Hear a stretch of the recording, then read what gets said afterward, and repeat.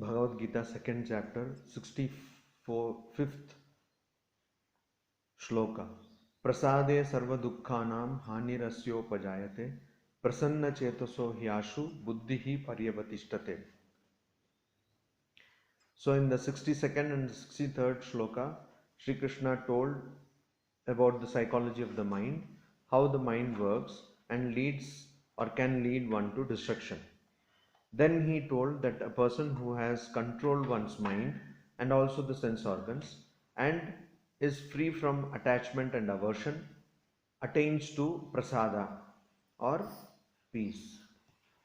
Now he says that prasade, in peace or tranquility, asya, of this person who has attained to that peace, sarva dukkhanam, all sorrows, hanihi, destruction, upajayate, happens. Prasanna chetasaha, the person who is chetasa, minded. Prasanna means peaceful or tranquil. One whose mind is tranquil or peaceful, he, because, or ashu, immediately or soon, buddhihi, intellect, paryavatishtate, is established in avatishtate, is established in firmness. So, in tranquility, in peace, why is peace important? Because in peace, all sorrows are destroyed.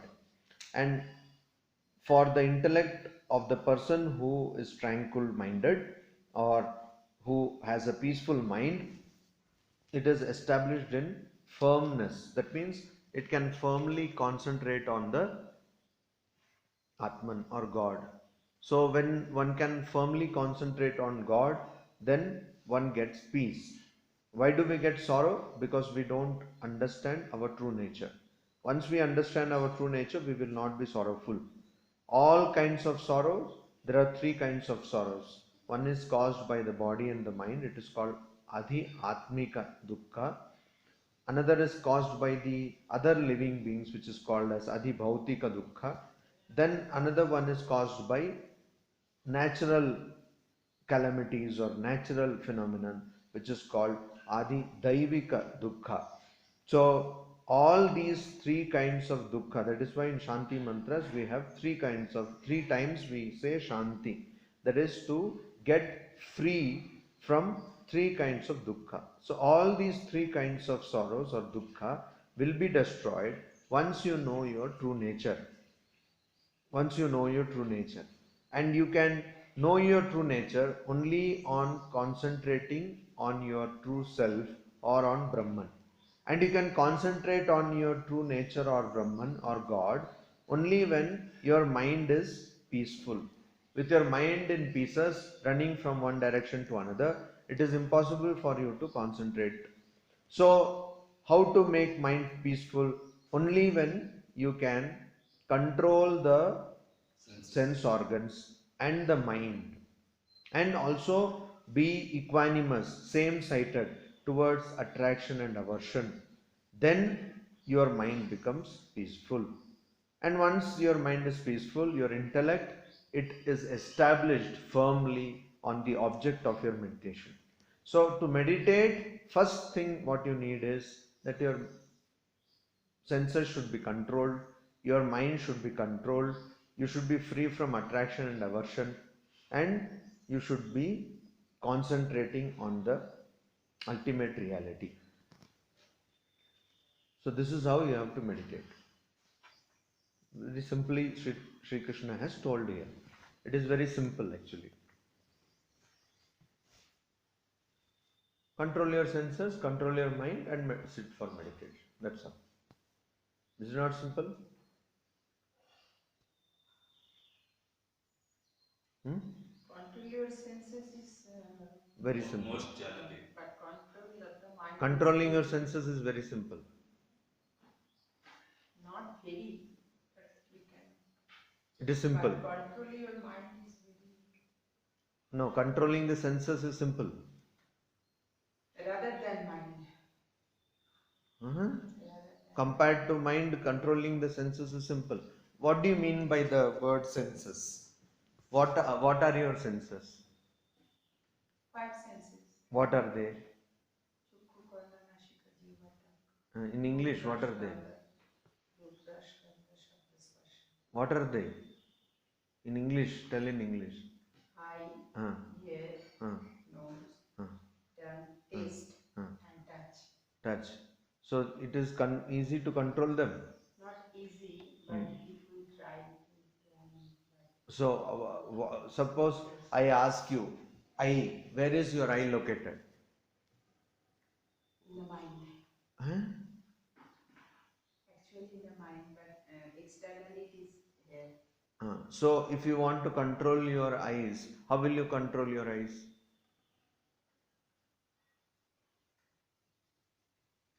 How will you control the eyes?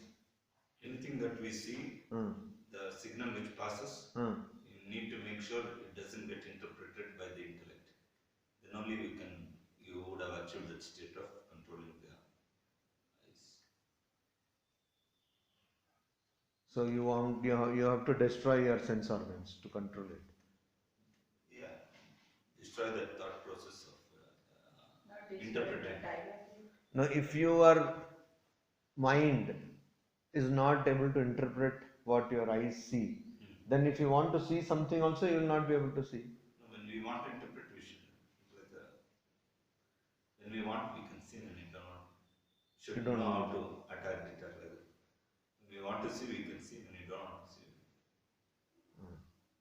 So how will you do that?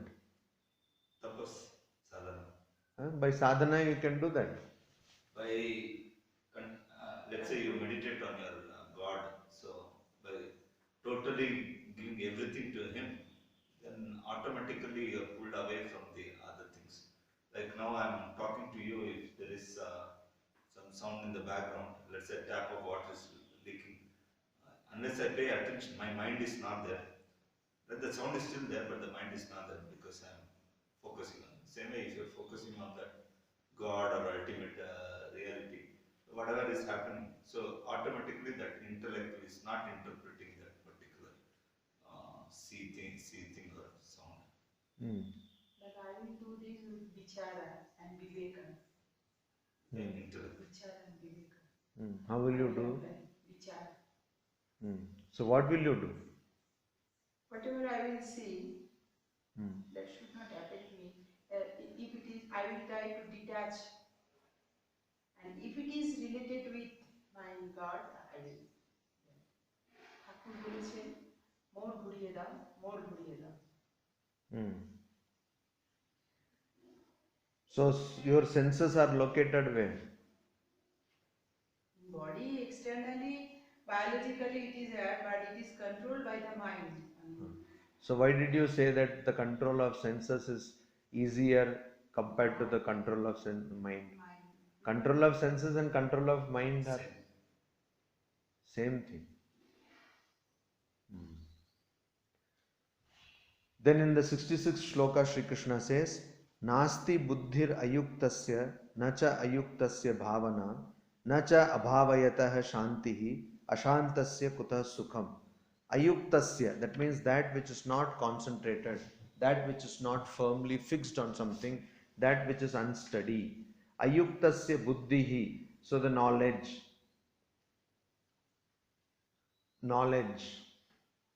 of the self, nasti, is not there. Ayuktasya, of the unsteady, bhavana means meditation, cha, also, na, not, abhavayata, cha, and of the unmeditative, a person who does not meditate, shantihi, peace, na, is not, ashantasya, and of the peaceless, sukham, happiness, kutaha, where from. So the idea is ayuktasya buddhihi nasti. The unsteady, one who is not steady in mind, one who does not have firm mind, does not have buddhi, of the knowledge of the self. A person of the firm, unfirm mind, a person of the infirm or unsteady mind does not have knowledge of self or God. Similarly, a person who is of the unsteady mind cannot meditate. Ayuktasya bhavana is not there. And also a person who is abhavayatah, a person who cannot meditate or does not meditate, that person cannot have shanti. That person cannot have peace. And ashantasya, of a person who does not have peace, sukham kutah, where will that person get happiness from? So without steadiness of mind, you cannot have the knowledge of your true nature, Atman, Brahman or God. Without steadiness of mind, one cannot meditate. Without meditation, one cannot get peace. And without peace, you cannot get happiness.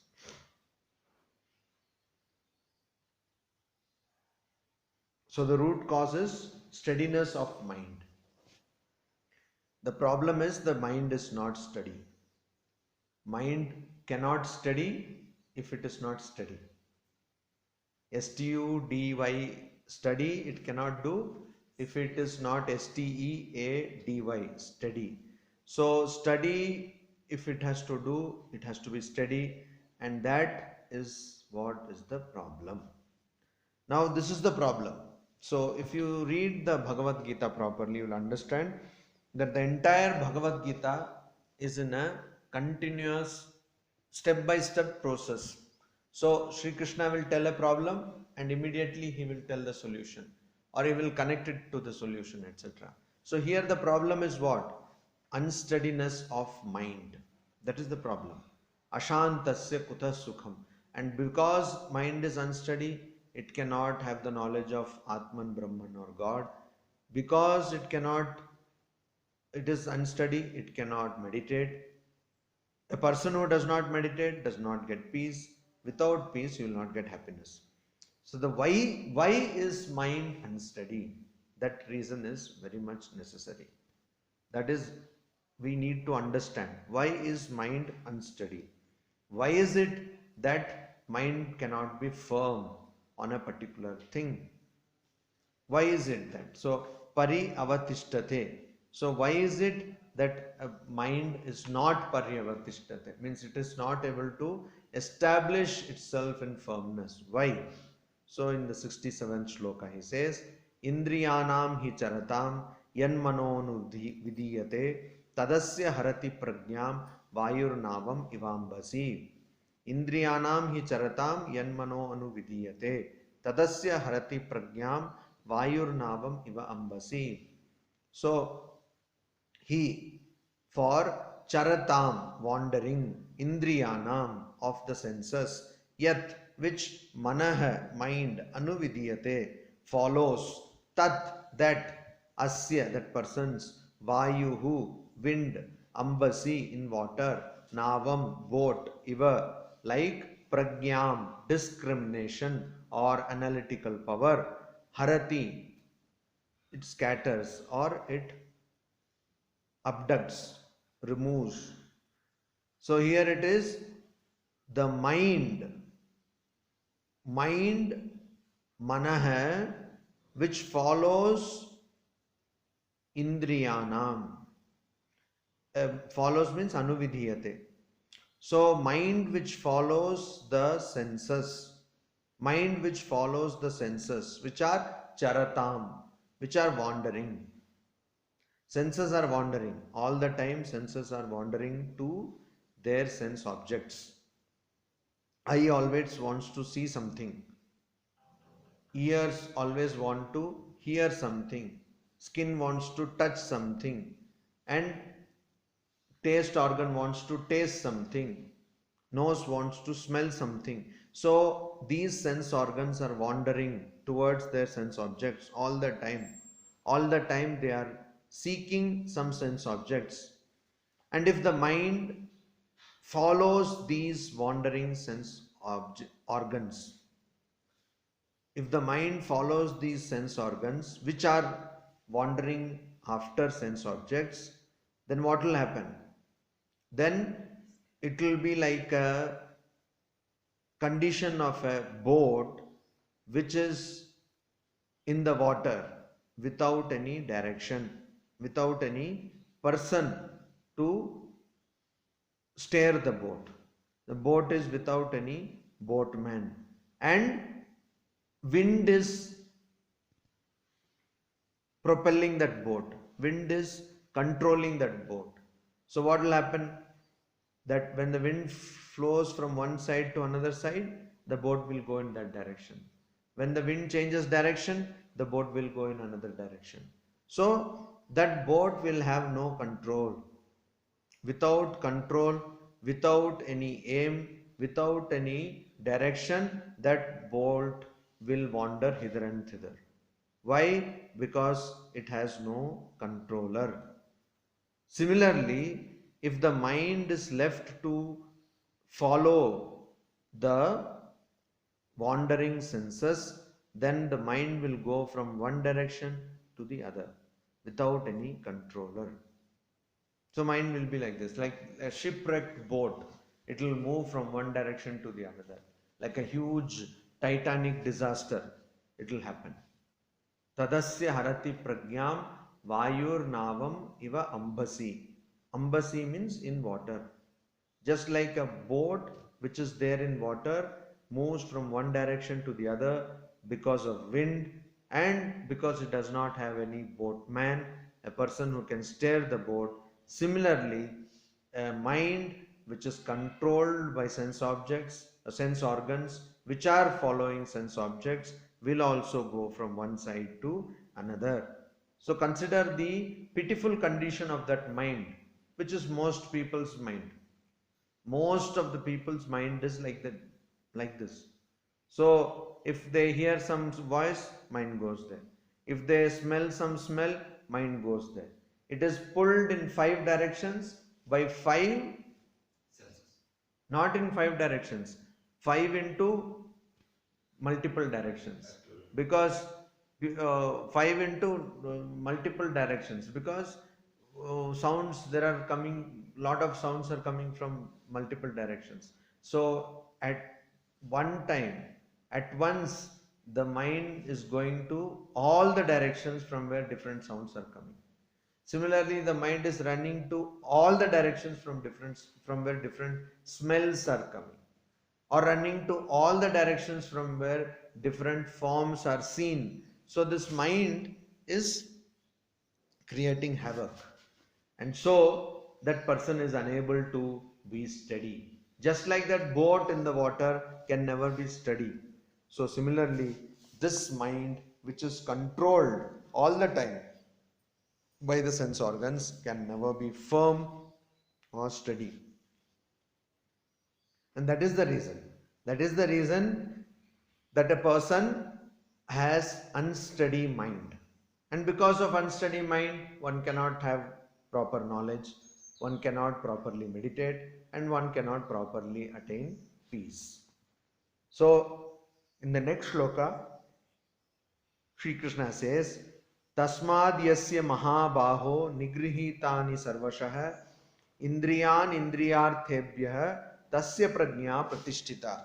And so because it is the mind which is being pulled by the different sense organs which are in turn following multiple sense objects, so the mind cannot be steady. Therefore, Mahabaho, Maha means mighty, great, Baho means arm. So Mahabaho means who has great arms. So this is an address to, this is the name of Arjuna.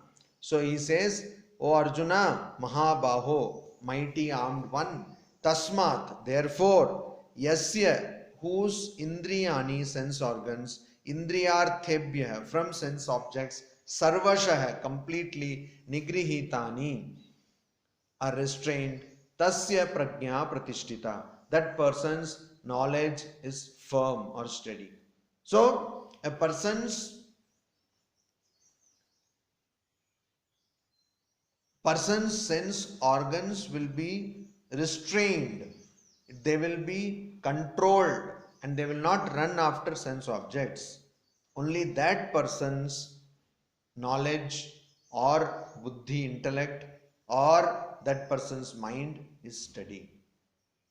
What does that mean?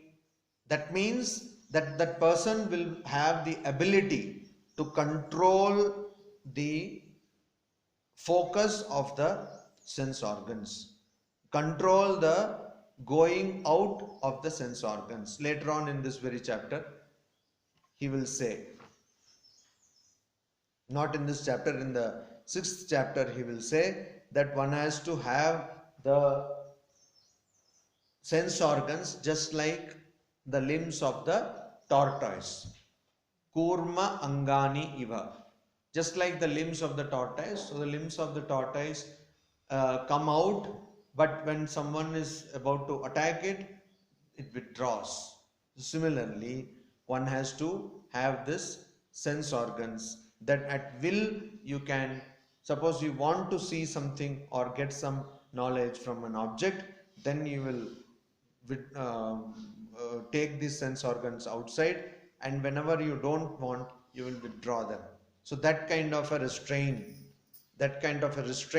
has to be exercised on these sense organs.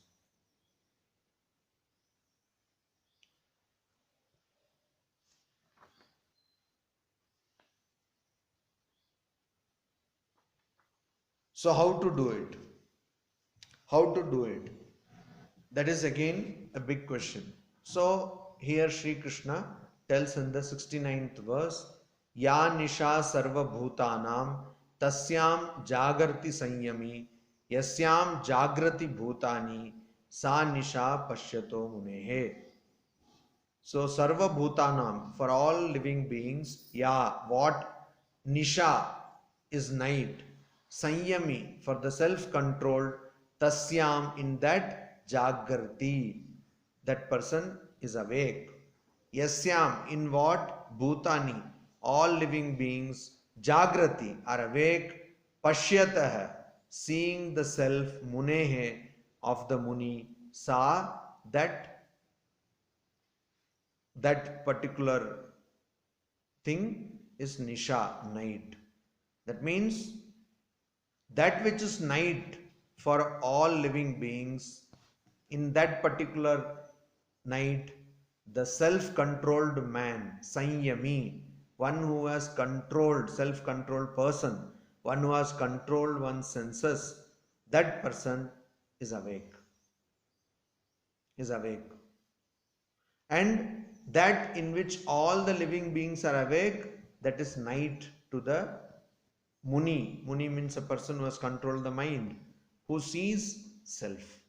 What does it mean?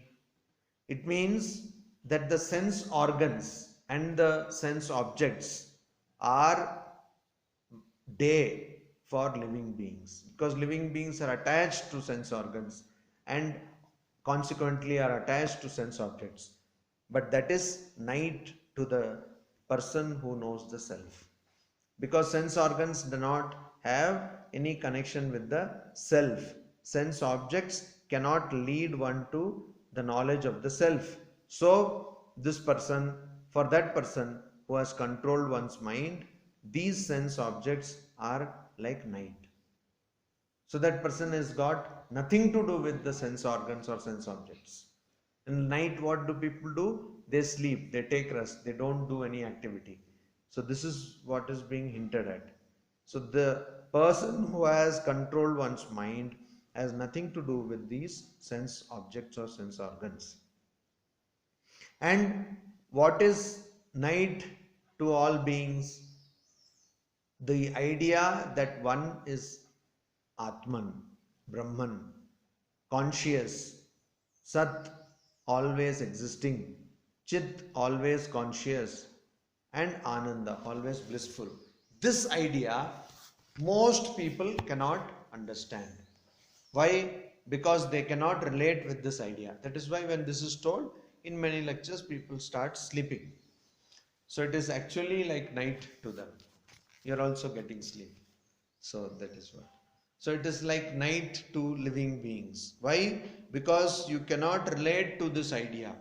What Atman, what Brahman, I am the body and the mind. So what are you speaking all this nonsense like that? So that these living beings, they cannot relate to this idea. And so they are sleeping. They are ignorant of this truth that one is actually the Satchit Ananda Atman. They are ignorant of this truth, and so that person always is living in a world which is full of sense objects and where sense organs are pulled away in all directions by the sense objects. So this ignorant person cannot think of anything else other than the sense objects and the sense organs, and so is living in this place and is what you call is unaware of or is asleep to one's true nature, but there the person who has controlled one's senses, sanyami, self-controlled person, is awake.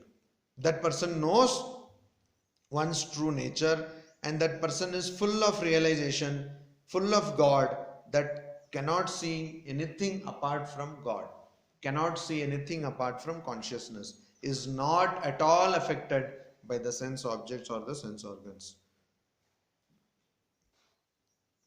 So that is the reverse also is talked about, that a person who is completely controlled one's mind, who is a perfect master of the mind, is totally untouched or undisturbed, unperturbed by the extremes of nature. Attachment is not there, aversion is not there, no pleasure is there, no pain is there. That person is always in a self-controlled mode, and that is the nature of the illumined person, as opposed to the nature of an ignorant person who is constantly being pulled by pleasure and pain, by the dualities of nature, by pleasure and pain, by attachment and aversion, etc., etc. Om Shanti Shanti Shanti. Hari Om Tat Sat.